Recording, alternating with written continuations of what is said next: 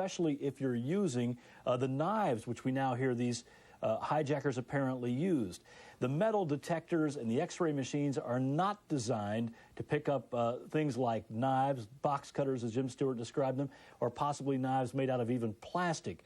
So it seems that whoever planned this did it at a busy place, 3 busy airports, at the very busiest time. It was very well orchestrated, and we now know the horrific details from the radar that some of these planes were in the air, 2 of them, in fact, more than an hour, and all of them more than 40 minutes. So one can only imagine the horror that must have been going on board. The cell phones tell part of the story.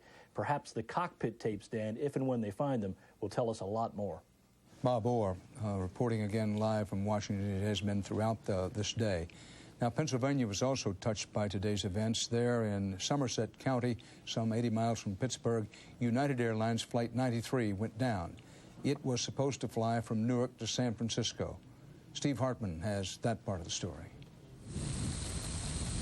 This may be the hijacking that did not go as planned.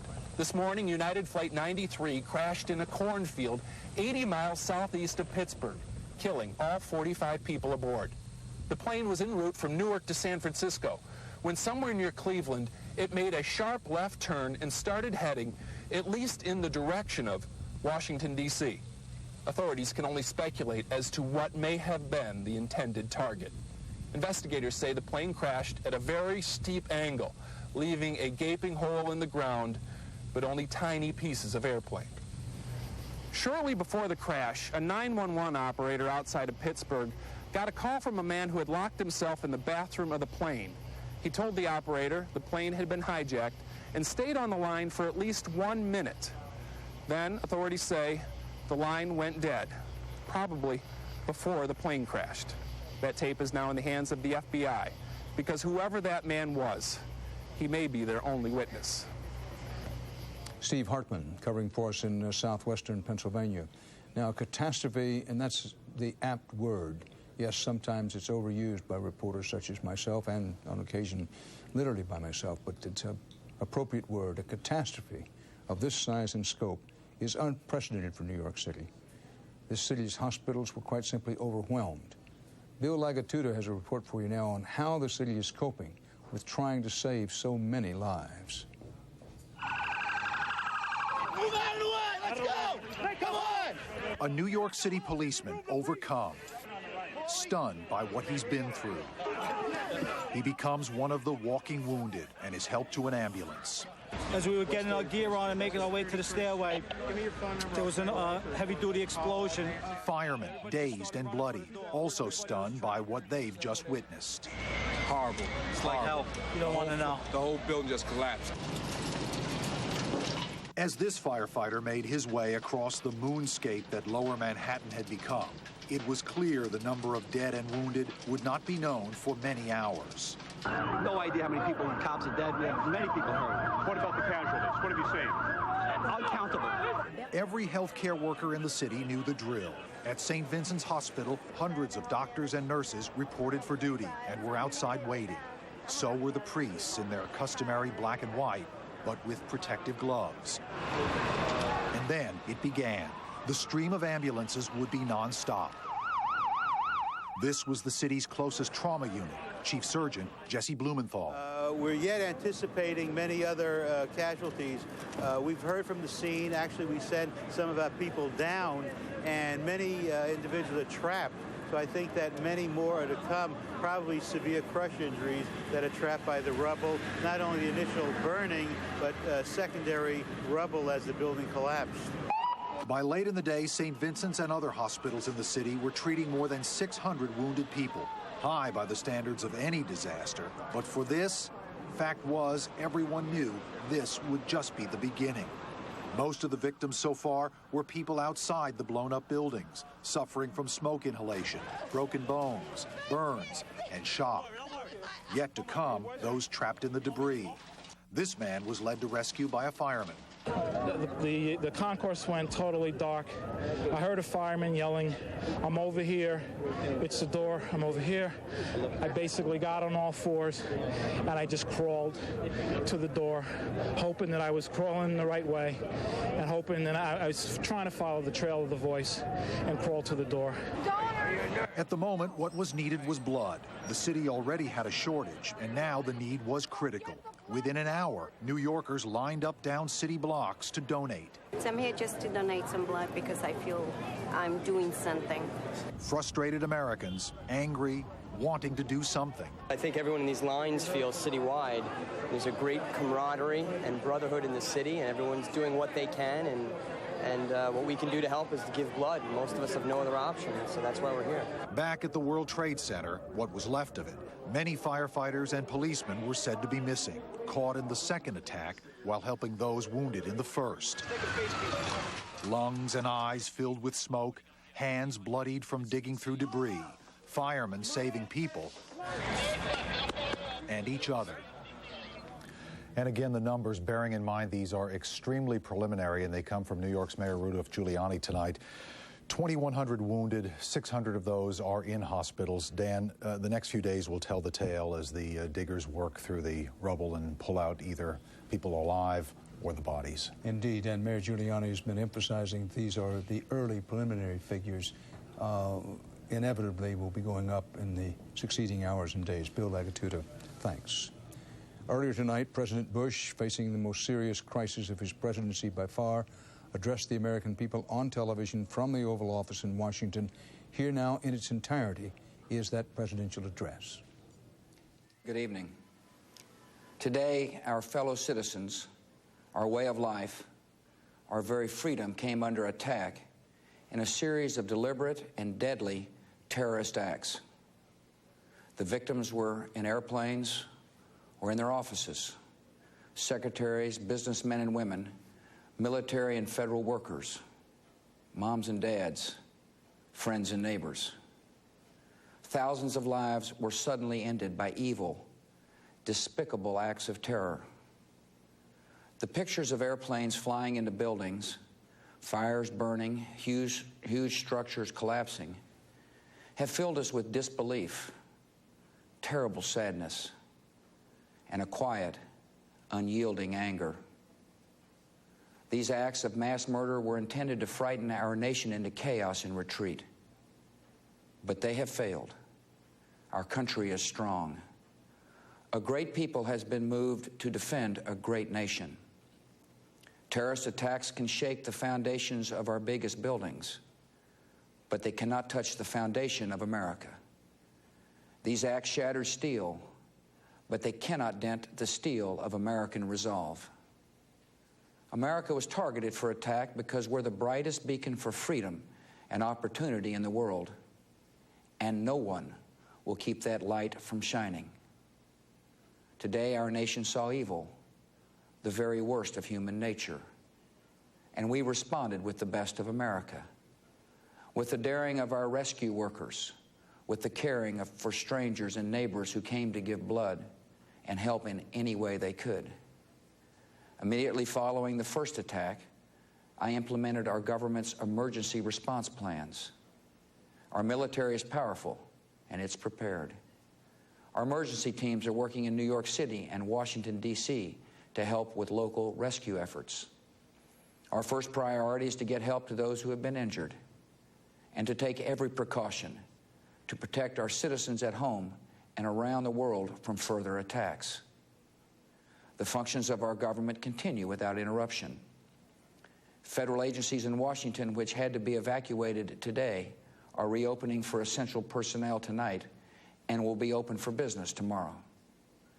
Our financial institutions remain strong, and the American economy will be open for business as well. The search is underway for those who are behind these evil acts. I've directed the full resources of our intelligence and law enforcement communities to find those responsible and to bring them to justice. We will make no distinction between the terrorists who committed these acts and those who harbor them. I appreciate so very much the members of Congress who have joined me in strongly condemning these attacks. And on behalf of the American people, I thank the many world leaders who have called to offer their condolences and assistance. America and our friends and allies join with all those who want peace and security in the world, and we stand together to win the war against terrorism. Tonight, I ask for your prayers for all those who grieve, for the children whose worlds have been shattered, for all whose sense of safety and security has been threatened. And I pray they will be comforted by a power greater than any of us, spoken through the ages in Psalm 23. Even though I walk through the valley of the shadow of death, I fear no evil, for you are with me. This is a day when all Americans from every walk of life unite in our resolve for justice and peace. America has stood down enemies before, and we will do so this time. None of us will ever forget this day, yet we go forward to defend freedom and all that is good and just in our world. Thank you. Good night, and God bless America.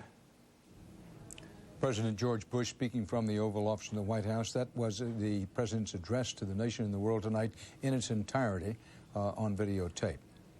Bob Schieffer, our chief Washington correspondent, is in Washington. Bob, what a day this has been. You know, I was thinking about it, Dan, and I think back, I can't remember a day quite like this. Perhaps the only day that in any way is like this, and you were there, too, in Dallas on the day that John Kennedy was shot. And you remember the uncertainty, first the shock of it. No one could believe it had happened. Then we didn't know what was behind it. You'll remember they closed the borders to Mexico. We didn't know what happened. That turned out to be, of course, the act of a madman.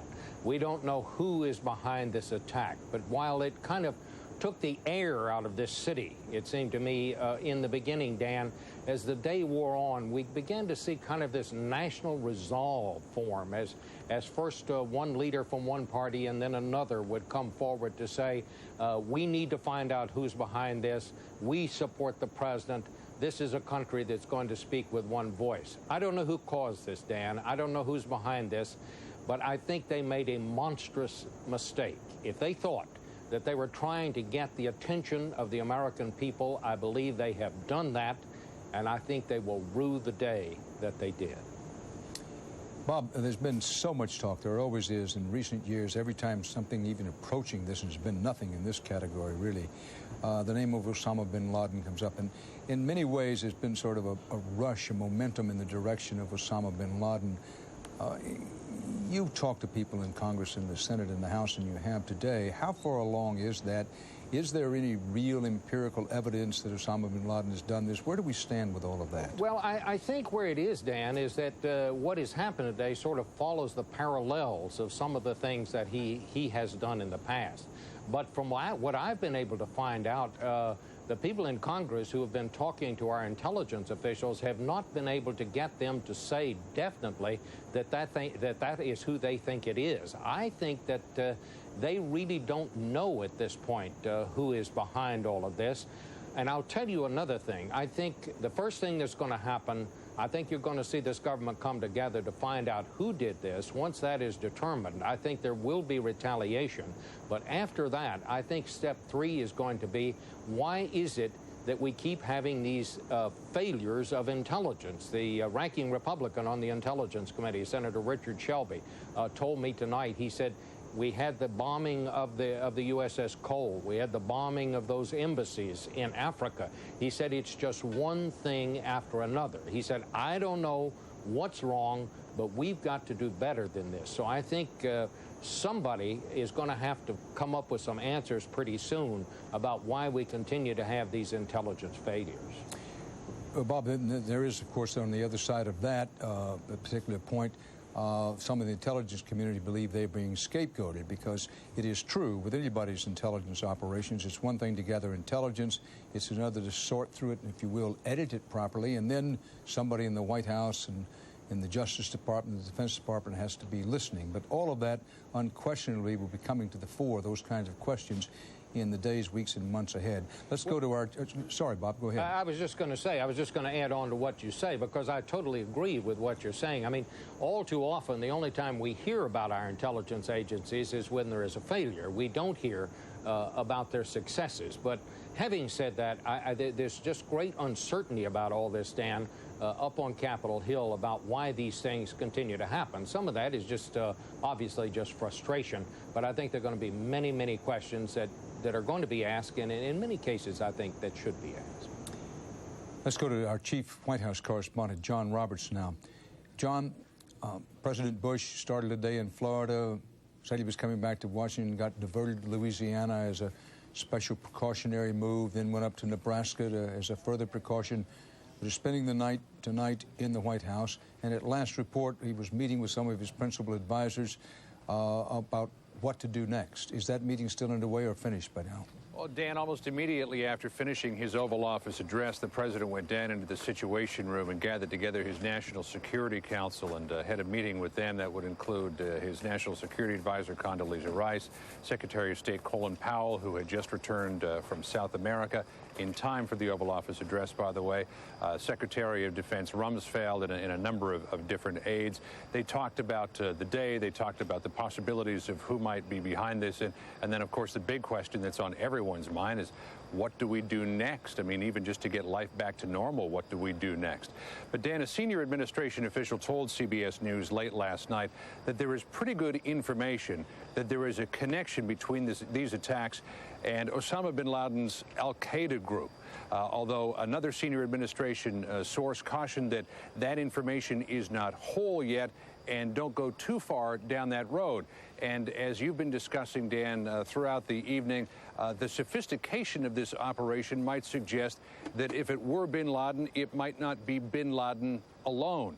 So these are all leads and investigative paths that the National Security Council is going to go down along with the FBI.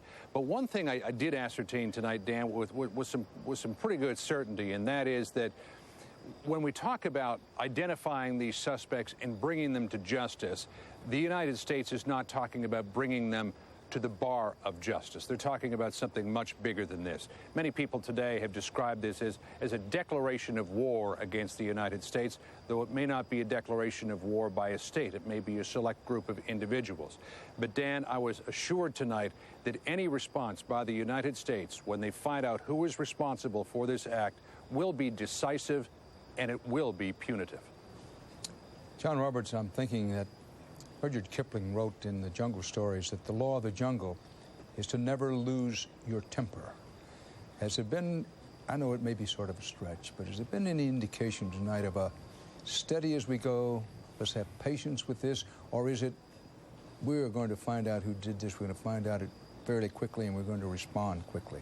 Well, Dan, I can tell you just in the last little bit that I talked about there about a decisive and punitive response, I said, would it be safe to say that it will be swift, decisive, and punitive? And the senior administration official said, I wouldn't say swift because we want to take our time. We want to make sure that we've got this one right. So, Dan, I think it may be an idea if we're talking about stories of the jungle that the predator lays in wait until the right time and then springs the trap on those responsible. John Roberts, our chief White House correspondent. Among the dead on American Airlines Flight 11 Tuesday morning was Doug Stone. His son is Zach Stone. I know this is difficult. I know. How did you get the word? I was woken up by one of his best friends. One of his best friends? Yeah.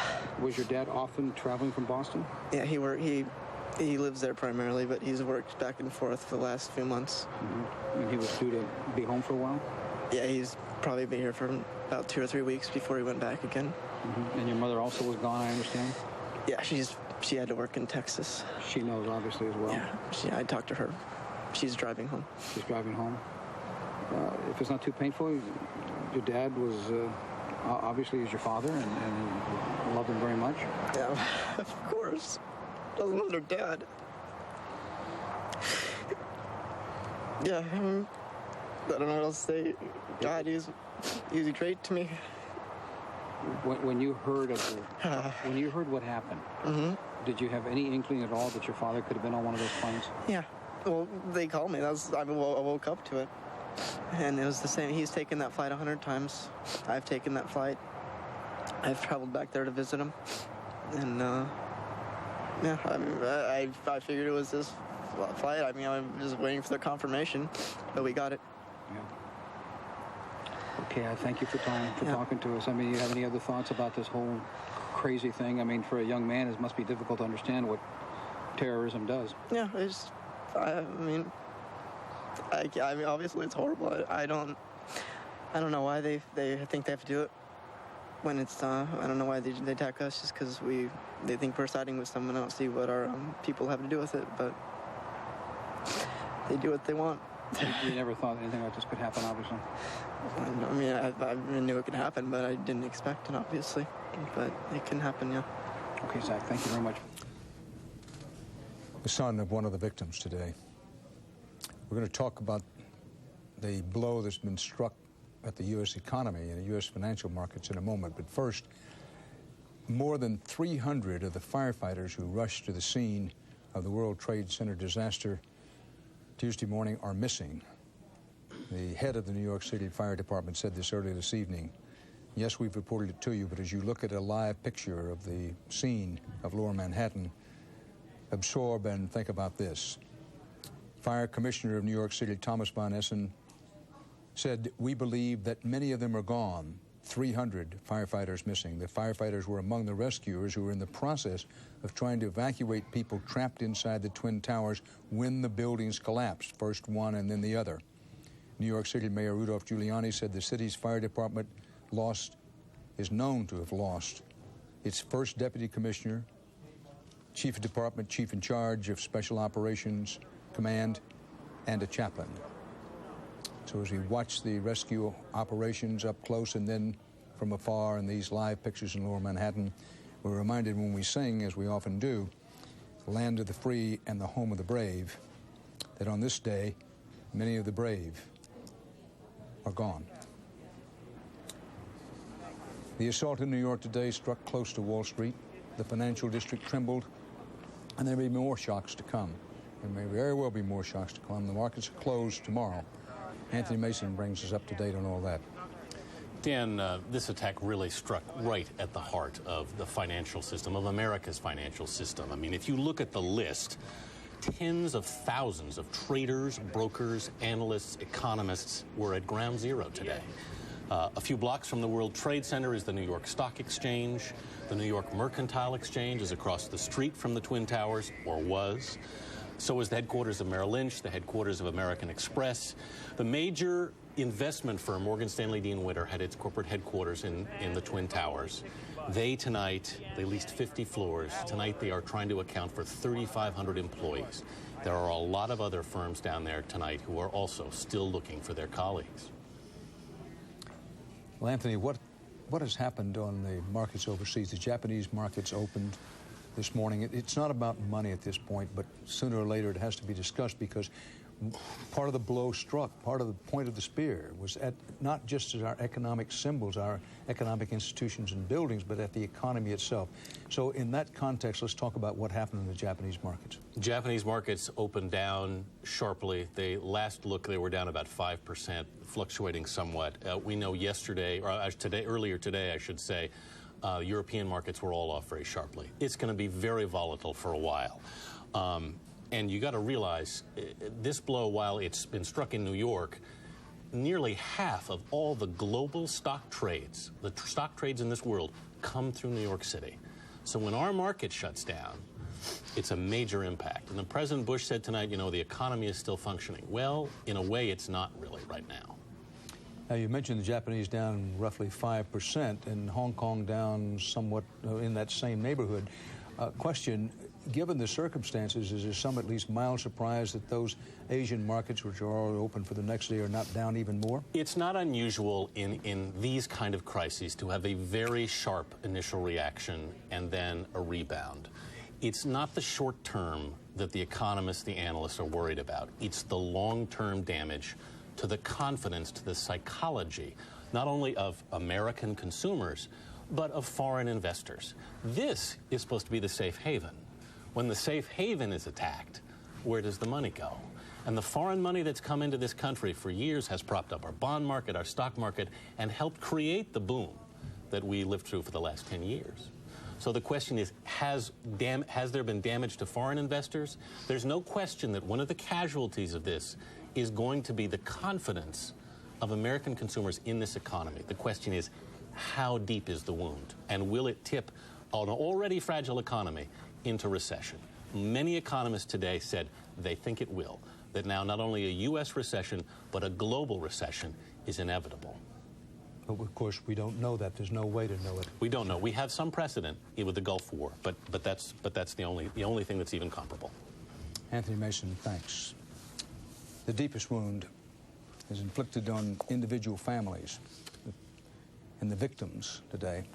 Of the many people who died this day, there still are no exact numbers in Washington or in New York, no exact numbers. But President Bush has said tonight that, quote, thousands have died. How many thousands, we do not know.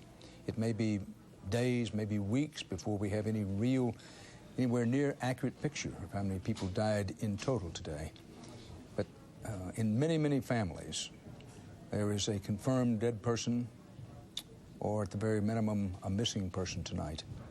And around many family tables, as the days and weeks go by, there will be an empty place at the table because of the events that happened today. And that's the main focus of the American psyche at this moment. We can talk about military alerts, retaliation against whoever did this once it is determined who did it. And let us repeat again, as we've tried to all day long, nobody knows who did this. But all of that talk, important as it may be, and talk about money in the financial markets, all of it must take a backseat to the realization that many of our fellow Americans died today, and the wounds in those families are deep and abiding and will never go away. The attack on the United States has raised fears and concerns among some in the Arab community. Maureen Maher reports what this latest wave of terror could mean for them. Shocked and full of sorrow, many Arab Americans are also feeling an added sense of fear. Today of all days, I keep telling my kids, come inside, you know. Because you're afraid. Yes, I'm afraid for them, especially the little ones. In the flash, it became apparent that the tragedies were an act of terror. Security at mosques here in Dallas and across the country was stepped up. We're taking normal precautions that would be appropriate to this event, just in case. Palestinian Mohammed Sayem says he has felt the long stare of suspicion before and now expects it will happen again. I hope that they will not point fingers and say, oh my God, he's darker than me, he's not this, he's not that. As Muslims were called to prayer, many still have memories of what happened in the minutes and hours after the Oklahoma City bombing, when initial reports speculated that a Middle Eastern terrorist might be to blame. Osama Sablami publishes the Arab American News. Always remember Oklahoma. We don't know who did it. We don't know who did it. And earlier, in an interview with Dan Rather, former Secretary of State Madeleine Albright cautioned revenge and justice are not the same. I think it's very important for us to get all the facts straight and investigate it and be sure. And I think calmness has to prevail, despite the fact that this is a highly emotional time for all of us. Since the first crash, officials from mosques across the country have been issuing statements of sympathy and offering prayers as the Arab American community prepares for the onslaught of accusations. Maureen Maher, CBS News, Richardson, Texas. One small but perhaps important point, while many Americans of Arab heritage are Muslim, there are other Americans not of Arab heritage who are Muslims, keeping in mind that Iran, for example, is Persian, not Arab, and Iran being, of course, a Muslim nation. But it's a small point, but one worth noting, because so many Americans equate Islam only with those of Arab heritage, and Islam, as we said once before today, stretches from the outermost corners of Indonesia across eastern Africa and, of course, into our own country. CBS News correspondent Byron Pitts has been working this story all day long and now into the deep hours of the night. Byron has been listening, watching, asking questions, gathering material, and is here now with not a mood piece, but a piece that'll give you something more than just the facts and figures. Byron? Well, Dan, at this moment, one word to describe this moment, I guess, would be waiting. As far as the eye can see in front of me along the West Side Highway, we can see red lights, yellow lights.